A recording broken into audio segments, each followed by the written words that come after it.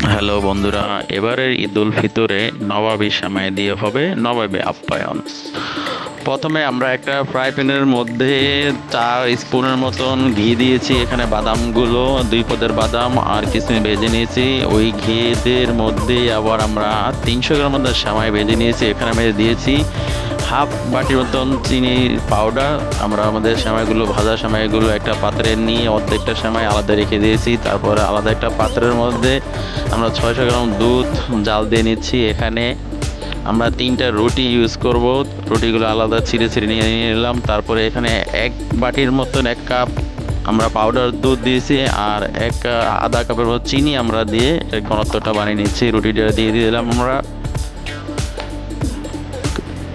সুন্দর হয়ে গেছে।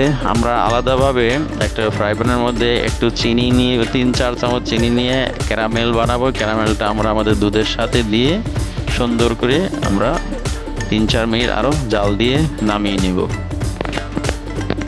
ক্যারামেলটা গরম গরম থাকতে আমরা দিয়ে দিব। এখানে আমরা দিয়ে দিয়েছি 1 চামচের মতন কেওড়া জল আর 1/4 স্পুনের মতন এলাচের গুঁড়ো আমরা দিয়ে দিয়েছি।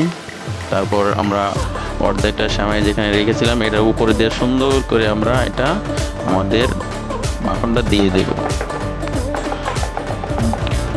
সুন্দর একটি কালার আসছে, অনেক খেতেও ইনশাল্লাহ অনেক সুস্বাদু হবে। এবারে ঈদ হবে জব্বর। আমরা বাকি সেমাইটা উপর দিয়ে আমরা দিয়ে দেব সুন্দর করে সাজিয়ে, আস্তে আস্তে, বেশি চাপ দিব না। তারপরে উপরে আমাদের ভেজে রাখা বাদামটা আমরা দিয়ে এটা দিব। আমাদের নবাবী সেমাই রেডি পরিবেশন করার জন্য। তবে এটা অবশ্যই গরম গরম এটা পরিবেশন করা যাবে না। মিনিমাম 3-4 ঘন্টা এটা ফ্রিজে রেখে পরে আমরা পরিবেশন করব। আমাদের নবাবী সেমাই রেডি। আমরা একটা স্পুন দিয়ে এটা একটু 1 চামচ উঠিয়ে নেব।